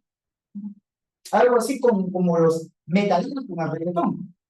Ahora no veo todo el día de eso. Entonces, ahora tú te percatas de qué relación habría entre el capitalismo y feudalismo de la perspectiva de Marx. A ver, yo les pregunto a ustedes, para Marx, ¿qué es mejor? ¿Capitalismo o feudalismo? Responde. Si hemos entendido la noción base de todo el siglo XIX y de la Ilustración también. A ver, ¿cuál sería este dualismo? No, escoge uno, escoge uno. ¿Cuál es mejor de la perspectiva de Marx? ¿Capitalismo o feudalismo? ¿Qué creen? ¿Qué creen? ¿Qué creen? A ver. Claro que sí, Coraima, muy bien Grisel, muy bien Ray, muy bien Andrea, Isaac. Es mejor el capitalismo que el feudalismo, en serio. Tengan cuidado con eso. Lo dice Marx en el manifiesto del Partido Comunista, libro que me he leído muchas veces. No porque sea necesariamente afín a la doctrina, sino porque era un chamo estudiando, ¿no? Por algo estudié la carrera de filosofía pura. Y justamente dice ella, mire, escuchen, ¿ah? Dice, el capitalismo ha contribuido a sacar gran parte de la población del idiotismo de la vida rural. Sí lo dice así directamente, lo pueden buscar, el idiotismo de la vida rural. ¿Qué significa eso? Que la vida del campo, que la vida rural desde la perspectiva del mar es idiotismo y que los ha trasladado a la ciudad y de esta manera se han desarrollado las fuerzas productivas. O sea, más le realiza el capitalismo haber formado industria, haber desarrollado fábricas, haber desarrollado tecnología, haber puesto a la gente en ciudades y haberlas sacado a campo. Ese es el avance que ha dado el capitalismo, dice más. Pero no nos vamos a quedar ahí. Si bien es mejor que el feudalismo, porque como dijeron por acá, porque está en progreso y tiene razón la línea superior, no nos vamos a quedar ahí, porque todavía sigue habiendo una relación entre oprimidos y opresores. Entonces, ¿qué es lo que viene? Para acabar con la lucha de clases, vamos a tener el enfrentamiento final. ¿Cuál es el enfrentamiento final? El enfrentamiento final es la revolución. Efectivamente, tenemos aquí a la revolución. Y la revolución es armada, la revolución es violenta, no es algo que se hace simplemente pidiendo por favor, es el poder que nace del fusil. ¿Sí? Pues a veces no se escucha, creo que me voy a sentar con la acorde, dice X2, azulísimo. Bueno, otra opción, ¿cuál sería? ¿Te podrías conseguir otro micrófono o va a ser difícil? A ver, dice, es su inter de ellos, dice por aquí. Hoy día está fallando un poco el internet, porque a veces se corta. Ya se cortaron. Hubo un momento, tanto acá como allá. Pero entonces no hacen cablear más. Eso que es genial. Ya, porque yo escucho bien, dice, ok, gracias, bien, bueno. A mí no se escucha muy bien. Si es falla de origen, sale mal para todos. Informática básica. O sea, si hago así, va a llegar esa imagen para todos. No es imposible que yo haga así y a uno le llegue así y otro le llegue así. Claro. Pero si llega uno sí, otros no, entonces puede ser que algunos sí tengan problemas también. Bien, ahora, el comunismo primitivo entonces se cayó por la propiedad privada, se desarrolló en tres etapas de la historia y ahora llegamos a la revolución. Y tras la revolución, que es violenta, que es armada, ¿qué se va a tener? La primera etapa. ¿Cuál es la primera etapa? La primera etapa es el llamado socialismo. Entonces, vamos a ponerle por aquí. No tengo tiza rosada, por eso estoy mezclando rojo con blanco. ¿Sí? Uno sobre otro. Para que se entienda el mensaje, ¿no? Rosadito, el llamado socialismo. Porque aquí todavía se va a plantear la existencia del Estado. O sea, en la revolución, los miembros del Partido Comunista tomaron los medios de producción, le quitaron la fábrica al burgués y se la dieron a quienes, se la dieron a los trabajadores. Entonces, aquí se va a experimentar la llamada dictadura del proletariado, donde los supuestos representantes de la clase obrera van a tomar el poder, ¿tá? Y va a existir todavía una administración central, una administración central. Esa administración central va a ser el Estado. ¿Bien? O sea, todavía existe ahí un Estado presente, todavía hay uno que manda y otro que ejecuta, obedece. Todavía no se ha logrado el llamado comunismo. Bien, vamos a poner por acá entonces que una vez ejecutada la dictadura del proletariado, ¿a dónde se va a llegar? Se va a llegar al comunismo. En el comunismo ya no existe el Estado. Repito, ya no va a existir el Estado. Y aquí entonces se va a tener una nueva relación, porque las personas, a decir los marxistas, se van a organizar de forma autónoma sin la necesidad de una dirección central, sin la necesidad de que uno mande y otro obedezca. Y ahí justamente viene esa relación, que de cada quien según su capacidad y a cada quien según su necesidad. Entonces, ahí ya vamos a tener que no va a existir dictadura de ningún tipo. Y por fin, la humanidad va a ser libre para siempre. Son de las ideas que vienen desde la Ilustración. Se sacas a Dios del centro del tablero y pones otra cosa. Los positivistas pusieron la ciencia, ¿verdad? Los marxistas pusieron a el proletariado, que es la clase supuestamente donde iba a salir todo esto de la revolución. Y coincide, como les venía enseñando, con el esquema del cristianismo. ¿Sí? A ver, para resumir ya todo, comunismo primitivo, el equivalente cristiano a cuando el ser humano se encontraba en el jardín del Edén. Corre la manzana, el pecado original, la aparición de la propiedad privada, se desarrolla. Va a venir el juicio final, el apocalipsis, que es la revolución. Y luego vamos al paraíso, que es el comunismo, donde ya no existía, donde ya no existe el Estado, donde ya no existe el Estado, sino que todos se van a organizar de manera autónoma, libres e independientes, y ya no va a ser necesaria la dictadura del proletariado, porque cada quien le vamos a pedir según su capacidad, o sea, según lo que sepa hacer, y le vamos a dar según su necesidad. Es decir, por ejemplo, si Yarkov tiene hijos y hay pañales que darle, pues le damos pañales, ¿no? A mí no me van a dar pañales porque todavía yo no tengo hijos nacidos. Entonces, a cada quien se le da según lo que necesita y se le pide según lo que corresponde. Sí, se entiende, Yarkov. Muy bien, muy bien. A eso hace referencia. Entonces, bueno, ahí está la comparación. La comparación es muy semejante al esquema del cristianismo. Y bueno, mira, con tu comentario te lo respondo. ¿Sabes qué pasa? Que necesitas la base antropológica certera. O sea, si es cierto que el ser humano es bueno por naturaleza, entonces esto es posible.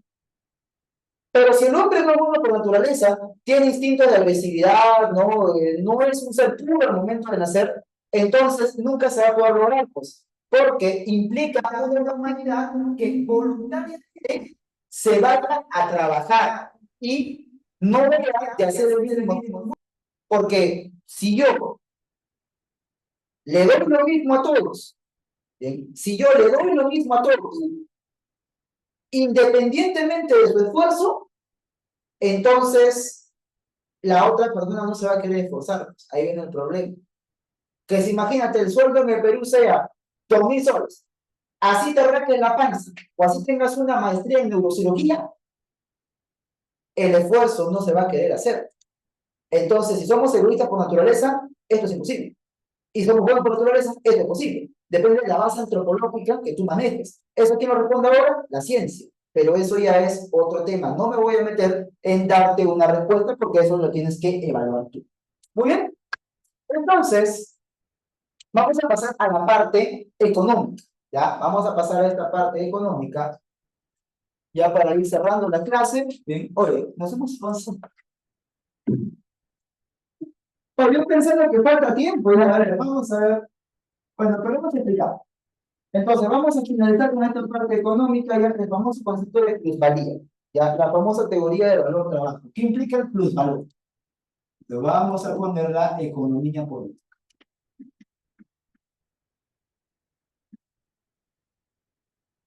Fácil.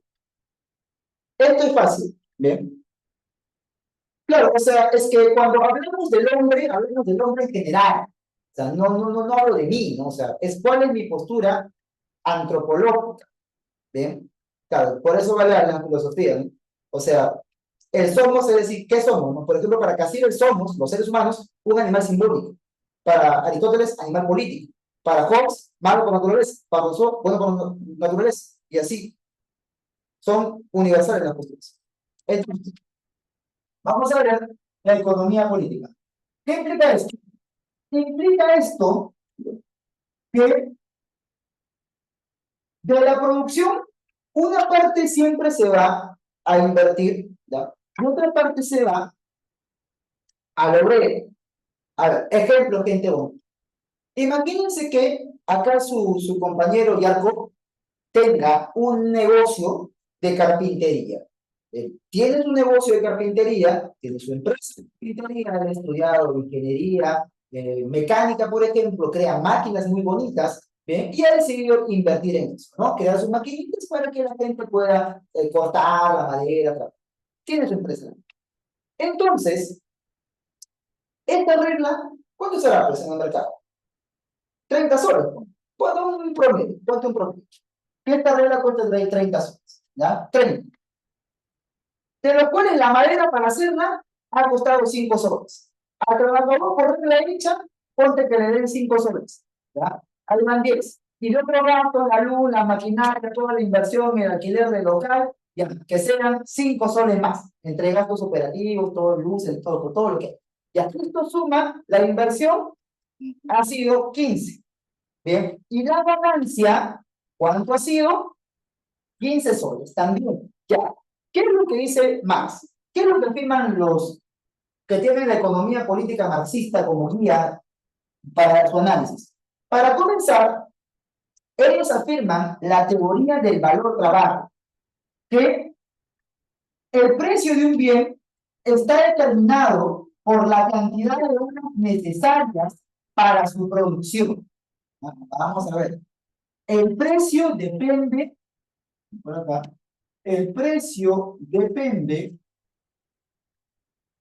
de la mano de obra que se ha invertido, del tiempo invertido. Depende del tiempo invertido para la producción. O sea, la cantidad de obreros necesarios. Ahora, y esto de aquí, ¿qué implica? Que en el momento de la producción, una parte se va al obrero, otra parte se va a materia prima y otra parte se va a ganancia. Por acá.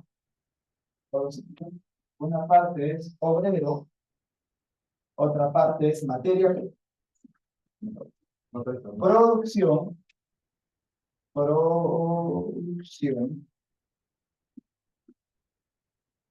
Entonces, ¿cuánto le pagó tu amigo a su trabajador? Le pagó 5 soles. Pero ¿a cuánto se vendió la regla? La regla se vendió 30, generando una ganancia de 15. ¿Ya? Esa ganancia la ha producido el obrero. Y desde la perspectiva de los marxistas, lo que hacen los capitalistas, los dueños de la fábrica, es apropiarse de la ganancia del o B, de la ganancia que ha generado, que ha producido el obrero. Entonces, lo que tú llamas justamente ganancia, ¿no? En términos coloquiales, ¿no? Para quienes tengan negocio por ahí, juguería, tienda de ropa, qué sé yo, lo que tú sabes que va del sueldo de la chica es una parte y ella tiene que producir su propio sueldo y aparte algo más para el negocio. ¿Ya? Esa, ¿cómo le llaman los marxistas? Le llaman plusvalía. O sea, trabajo no remunerado. Trabajo no remunerado.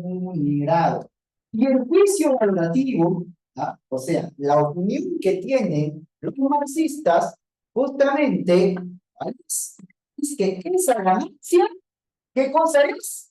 Es un reto, ¿ya? Así de frente te lo dice. ¿Por qué? Porque es el empresario, el burgués, el que está apropiándose del esfuerzo del trabajador. Claro, esos 5 soles son su remuneración, sí, pero él ha generado valor de 15 soles, porque la regla es 30, ¿sí o no? Ya, aquí era 10 en otros gastos, materia prima, era 10 en otros gastos, materia prima, ya, pero la regla se vendió, o sea, costó hacer a 15, pero se vendió, ponte ya, a 35, ¿no? Para que no se confundan, a 35. ¿Cómo fue la ganancia? 20. Entonces, el obrero produjo, aparte de su propio sueldo, algo más. Esta diferencia entre lo que se le dio y a lo que se vendió la regla, descontando la materia prima y otros gastos, es justamente la ganancia del empresario. Ya, pues esa ganancia más le llama pluralidad y dice que es un, que no es a lo que equivale realmente el esfuerzo, porque el esfuerzo del obrero produjo valor de 35 horas, gastando 10 y sumando de 1. Esta parte de aquí es lo que se presta la ganancia que genera el trabajador a el empresario, más la firma como Rockford dice que los burgueses son parásitos. ¿Bien? Claro, según más toda la ganancia que dice para el burgués es el que trabaja. El burgués, el capitalista, no hace nada. Y por eso dice que hay que acabar con la burguesía, porque es la clase parasitaria del proletariado. O sea, que si tú quieres ser empresario, si tú quieres tener tu empresa, prácticamente más está diciendo que quieres ser rico. Eso es lo que te está diciendo. Porque el capitalista es solamente un parásito del trabajador. El que crea el negocio es un, parásito del trabajador. Depende de ti si estás de acuerdo con eso. Así es el producto de la pluralidad, por tanto, el trabajo de los millones de obreros. Claro que sí, eso es lo que afirmaría Caro. ¿Bien? Eso es según el marxismo, ¿no? Para el marxismo, por lo tanto, el trabajo de 2 millones de euros. Claro que sí. Ahora, pero ahí está la gran pregunta, ¿no? Uno, si es real la teoría del valor trabajo, para empezar, si es real esta teoría, que el precio de un bien depende del tiempo invertido. Porque, por ejemplo, yo me puedo demorar 100 horas pintando un cuadro y ese cuadro debería costar mucho, ¿no? Porque me gasté 100 horas, es un montón de tiempo. Pero si tú no estás dispuesto a pagar por eso, ahora, Cristiano Ronaldo, no sé, agarra, se pone témpera en el poto y lo pone en un lienzo. Ya, ¿hasta cuánto pagaría la gente por eso que le costó 10 minutos de nacer? Esa es otra teoría, que ya no es la teoría del valor trabajo, esa es la teoría del valor subjetivo. Ya, ahí ya depende, ¿no? Claro. Y sí, Liz dijo que los burgueses son solamente parásitos. Dice, ya, la pregunta era, ¿no?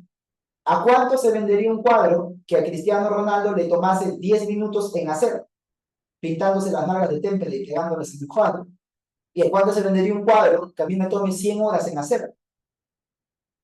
Entonces, eso es otra versión del asunto que ya no es la teoría del valor trabajo, sino la teoría del valor subjetivo. Entonces, ya eso, es humano, ¿no? Porque más no pone eso. Después no se prende el tiempo invertido.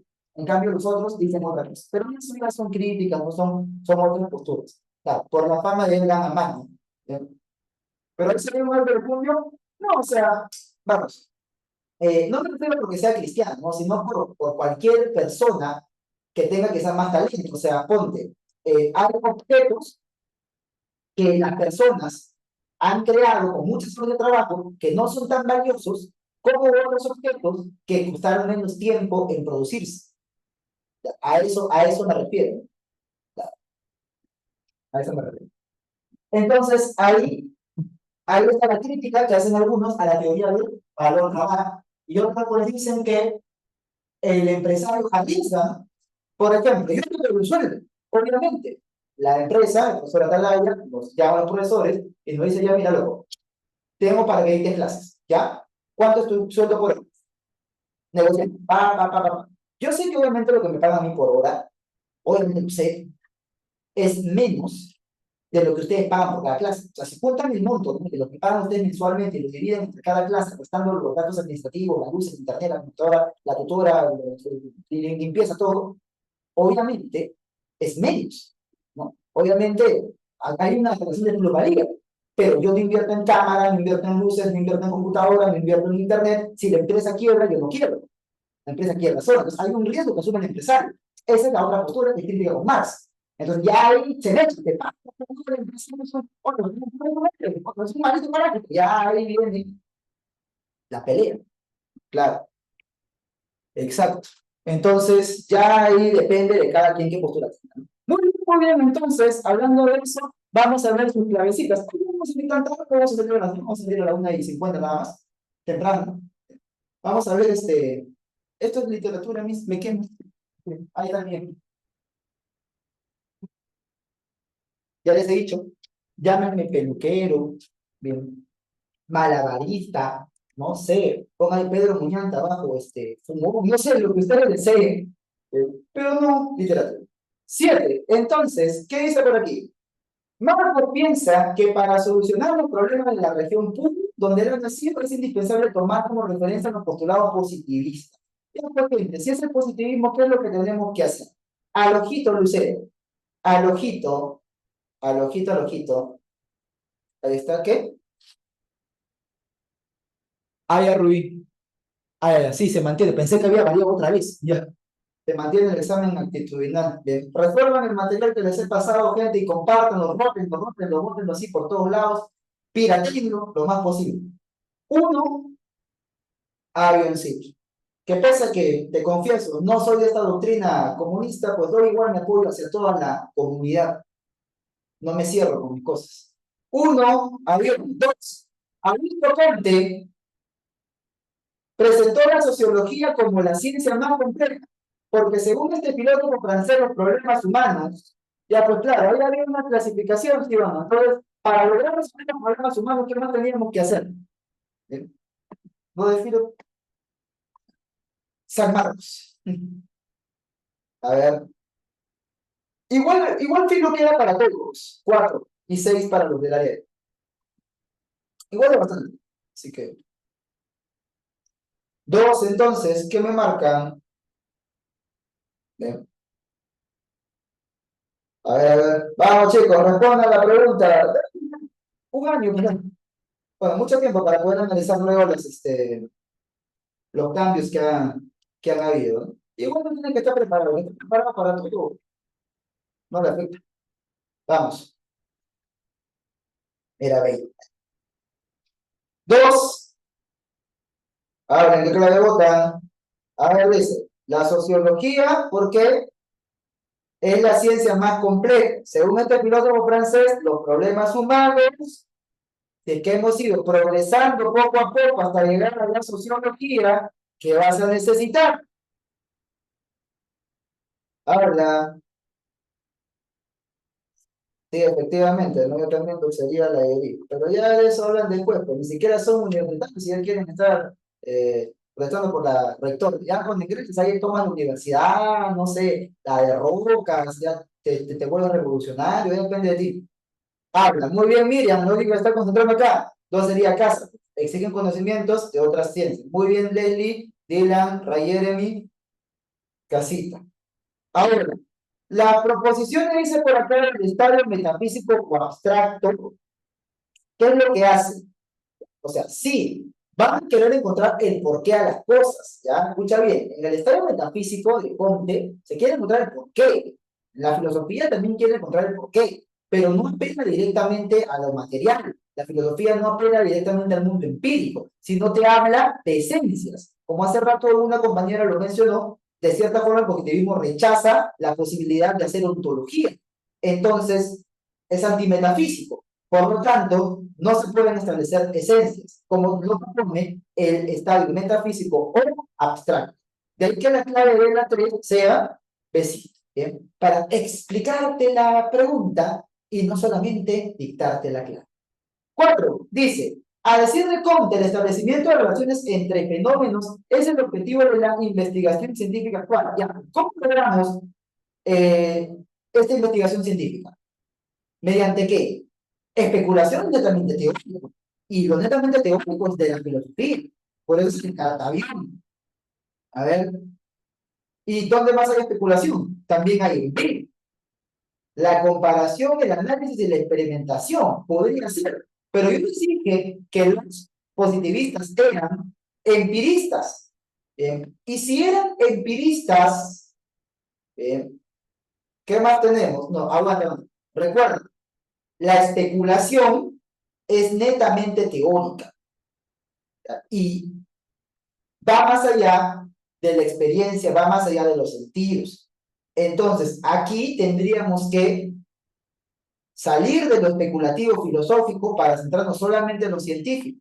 Y ahí sí, ¿cuál sería la clave? Muy bien, Leslie, Ray, Miriam, Lisi, sería delito.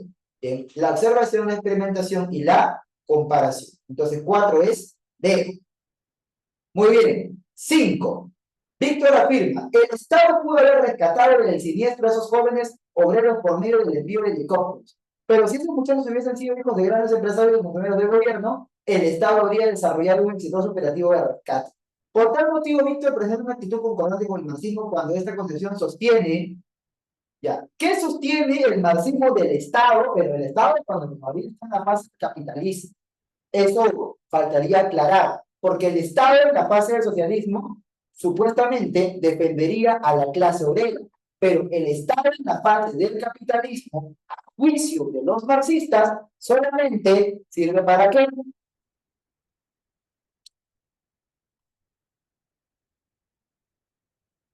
Claro, y ahí tendríamos 5 aviones.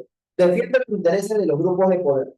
Entonces, con esto podemos explicar rápidamente por qué la religión era el opio del pueblo. Mira, papi, para los que se han quedado hasta el momento, es esta. La idea es la relación entre oprimidos y opresores. ¡Pah! ¿Y qué es la religión? El opio en esa época no era una droga como ahora, era un analgésico, era algo que te adormecía. Entonces, es como que te hayan clavado un cuchillo, que es que te está oprimiendo, y te tomas una pastilla para el dolor. La pastilla para el dolor enmascara el verdadero origen del problema. Y van a tener que seguir tomando. Pero el problema de la pastilla, no, el problema no es la pastilla, el problema es la herida. Entonces, tú no tienes que luchar directamente con la religión.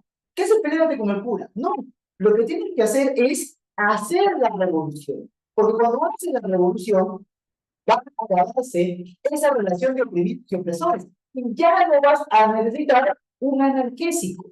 Es como que te curas la herida y ya no necesitas tomar pastillas.